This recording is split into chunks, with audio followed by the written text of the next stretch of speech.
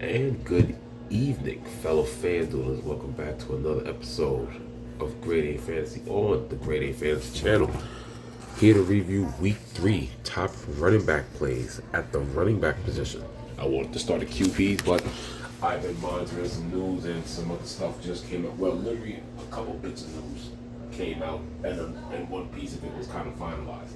So, before we get to that news, and possibly the chalkiest spots on the slate, let's just get right into it. FanDuel's once again having a huge 50% payout in the 20 max. They actually added, I think what that was, let me see, last week there was 67,000.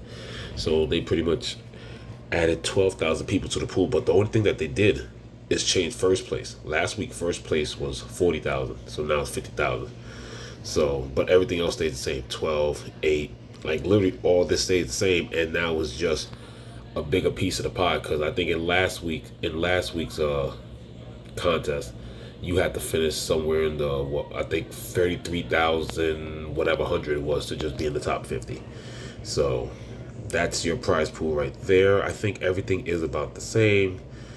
As soon as you get out the top 50, that's when you get out the hundreds, if I'm not mistaken. 36 to 45th is 100, and everything after that dropped from 50 and below. I wish they could have added more, kept the 40,000, or maybe rise it up to like maybe 45 so they could add a little bit more money to the other spots. But literally all they did was add the top pool, because there's still such a gap. They could have left it at 40. There was still such a big gap between that and second place. Because remember, when they run this as a regular contest, where 22 to 25%, or at most 31% of the field wins, this is a $10,000 first, $4,000 second. In this elevated 50% paid full contest, you're almost getting what the typical 25 max would be if you finish third. So I thought they were just going to redistribute, because since I saw the 40,000 to 12,000, I thought they would redistribute it more. Or like if you redistribute it lower, now 46 to 7th could be $75 or something like that. Or maybe you could make it up to the top 50, get at least 100. Like, just spread it out on the field some way. But it is what it is. I'll be right back in this contest once again. But enough of the FanDuel contest. Let's get right to the running back. And yes, my favorite play. Well, favorite play number one. Bijan Robinson, 9,500 at Carolina. They shouldn't put it too much resistance, and guess what? Bijan has already showed this season that if he gets slowed down, on the ground, Michael Penix can't hit him through the air. Christian McCaffrey, the workload is there. He's absolutely healthy, 91. Home against Arizona. I like Saquon, but I don't love him as much as John Taylor at 8,500 at Tennessee. He's another, and that was the one thing we didn't think that Daniel Jones would check it down to him so much, but the Denver defense was able to somewhat hold their own with the wide receivers. But then he would consistently hit Jonathan Taylor, kind of like how Penix hits Bijan, or how Christian McCaffrey got peppered. Like, he got a significant amount of work and has some big plays through. Now it's limited. Daniel Jones doesn't check through. He's more of a check down, like to the tight end or whatever, and then go. But if he hits certain guys in the right spot, besides him being a workhorse, 2 for 50 and a touchdown, he can help Jonathan Taylor blow up. The only thing was, we was worried, because he's a very underrated pass catcher, and like I said, Daniel Jones is more of a tight end check down, unless it's like a design play to go to the running back. But the big play receiving upside is there, but we're there for the big rushing upside receiving. My second favorite play, they'll be coming up. Some of these guys are still good too. Kamara, he's getting the value at Seattle. The only thing is, though, if you didn't get on Kamara now I think he's too expensive for what he's doing. Now he's 8,000. When he started the season, low 7s, high 6s, if I'm not mistaken, 69, then jumped to whatever. Almost got the 100-yard bonus. He gets the target value, but for what he's doing now, I don't think that's the thing. I don't think he's worth the 8,000, because that Seattle defense is legit. It is legit. Chase Brown in Minnesota. I've been telling you guys since last year, Minnesota has a great dominant front seven. So it'll be tough for Chase Brown. You'll be looking for You'd be looking for Browning to hit him on some checkdowns, but like I said, Chase Brown gets enough value. He'd be able to get by, get free on the road. But yeah, there goes my boy Bucky Irving. That Jets defense. There's some of the better defenses are not getting it together right now. It's the Jets and the Steelers are two defenses that are just getting just ran all over and scored on. So I love Bucky this week. You can also like Rashad White for cheap, but that's a contrarian thing. What's a weird contrarian thing is don't even stack any of the wide receivers or Kate Otten. They throw. This is the offense that throws to the running back. You want to talk about a contrarian stack? Mayfield, Bucky Irving, and then you can get let me see, where is he? He shouldn't be down this far. There he goes, Rashad White for 5,200. So that's just one of those. That's a weird galaxy brain kind of thing right there. Javonte Williams against Chicago, you definitely gotta like that. I'm just happy that Javonte's still showing that the league he's not dust. I wish Peyton and the Broncos used them better because I felt that we had a running back, but the way things were going and the way he was splitting up time with a committee and everything, I knew he wasn't going to last long. But Javonte, he's another big play. Love ETN 7,000 flat this week. As we keep going down, I definitely love DeAndre Swift. Doesn't really have, from what I've seen his time in Chicago. Every now and then he does get it, but it's like the few times he does get the reception, he doesn't really do much with it. Like I said, he doesn't really get any design plays to him. It's more like a check down and, hey, can they, DeAndre has the ability to do it on the ground, just doesn't have that breakaway speed coming off the catches. But in what's supposed to be the high scoring game, I think the way to get somewhat contrarian is to get more Swift than the wide receivers. That's why I like DeAndre this week. He's definitely not somebody that I would normally pick. Not the best matchup for him, so J.K. Dobbins is doing solidly so far with the Broncos. He has seemed to gain control of that backfield, but this is not a good matchup for him this week. Tony Pollard, great option, still getting all that. You're going to have to love Tony Pollard. Good matchup or bad matchup because he's seeing all the opportunities until Tajay Spears returns week 5. I mean, he's not doing much with it, but I mean, it's still something that you got to pay attention to. And then, it's Indianapolis, not the most dominant defense, so I think he's definitely worth a look this week. He only went up $300 for what he was last week, because if I'm not mistaken, 300 or 200. Tony Pollard last week I had him in a few of my lineups. He was 58 to 5,900. He was right there, so definitely jump on that before he gets too expensive.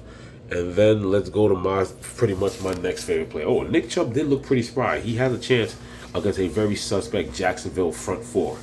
So I did like the way Nick Chubb looked healthy last night. But yes, without a doubt, Jordan Mason. Here's the thing with Jordan Mason. Y'all got to also realize Jordan Mason's a running back that has done this before on the 49ers. So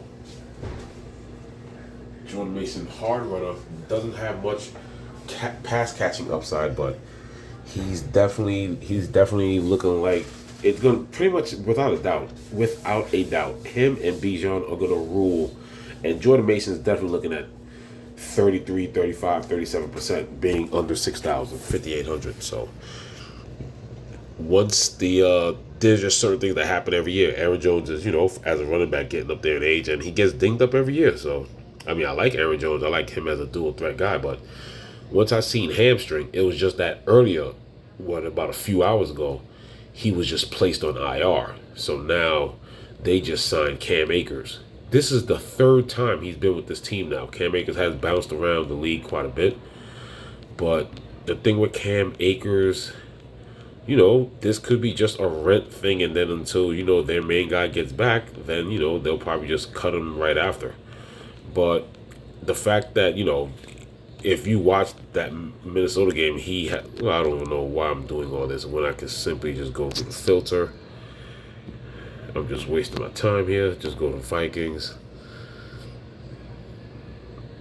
And as you can see, that's another reason. Ty Chandler, the other running back, he's also already on IR with a knee. So, and they haven't even updated it yet. Because like I said, this literally just happened.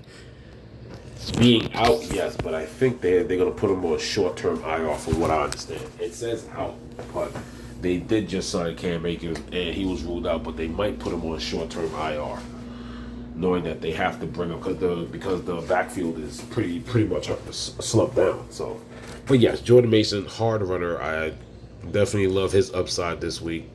It is against a solid matchup in the Bengals. So, hey, if that then the Vikings defense is good. If they can pressure Browning at home, that crowd gets on them and get some 3-and-outs and play the field position game. Why not pound to Jordan Mason? Jordan Mason is without libel. I think he has a floor of 14 to 16, 17 carries. He's that kind of running back. So, I mean, as you can see in the comeback run when things weren't looking good, he had 15 carries alone, 16 touches in total, and then last week 9 carries and then had 3 touches on that. So a total of 12 touches. So, yeah, Jordan Mason, if he got 15 in a comeback mode, he's the man now. So, yeah, you say, like I said, the 15, 16, maybe even 17 is the floor, because Jordan Mason can get 20 carries with pretty much Cam Akers being the new guy. Like, hey, give that guy a rest and, let him continue. But other than that, yeah, my favorite plays for this, yes, pay up. Out of the payups, my favorite is Bijan. I like Jonathan Taylor as well. In the mid-range, I guess, yeah, he's 7,400. So, yes, you can go Bucky Irving. Javante slowly climbing in price. Started at, 63 to 69, now he's 72. ETN is there in that mid-range at 7,000. And then, yeah, my favorite low play, nothing's touching Mason, but Pollard and Swift are great options. So, that will be the end of the running back preview. Is there any other notes that I'm thinking about? Because running back was just pretty simple. It was just the Mason news. Like I said, the Mason news was literally developed in the last few hours, with Mason for sure being the bell cow, and then they had to sign Cam Akers. So, coming up after this will be, I'll try to get the quarterback video out later tonight. Working on those notes now, but it's pretty straightforward who I like here and there. Like I said, there's some good names that have, tougher matchups, but Bijan, there's a reason why. There's a reason the way he's played plus the matchup he has. There's a reason why Bijan's a full 400 and a full 1,000 over Jonathan Taylor. But like I said, that mid range with Bucky at 74, and I like to mention this. Breece Hall is definitely a favor of mine, but they're going against, once again, you know me, Tampa Bay's run defense. But if Bijan and some blocking, if Breece Hall and some of that blocking can get him to the outside corner, that can help, because running to the middle or running a counter anywhere towards where it has to deal with, you're not getting an open hole long enough, you got to go against that defensive line. I don't like Breece Hall at all. But if he gets some screen passes, I've seen Breece Hall make his fantasy days off with his crazy speed off a screen pass, dump off, and then he can take it to the house. But the mid range has some options. Like I said, Javante, Travis. I think Ashton Denty, because of his volume, you can still talk Chuba Hubbard, DeAndre Swift right there, 65. I would have said J.K. Dobbins. He's kind of got like a Tony Pollard kind of thing going, but he has a tough defensive matchup this week. So, Jalen Warren, people like Tony Pollard. Omar Hampton is pretty interesting. Denver is susceptible to the run. But yeah, without a doubt, in a 20 max, I'm damn sure going to be. If he's probably going to be projected mid to high 30s. I won't be surprised if it's 41%. I'm playing the 20 max, so all I got to do is get him in 10 lineups to put him over the field, and then I can build what I want after that. But once again, that is the running back preview for Week 3 FanDuel. Oh, and it's the first slate that has 13 games. Nothing abbreviated, no doubleheader on Mondays, no extra Thursday, Friday game. No, we actually have a regular 13-game slate for the first time this season. Good luck, everybody. Thank you for tuning in. This is Grade A Fantasy, signing off.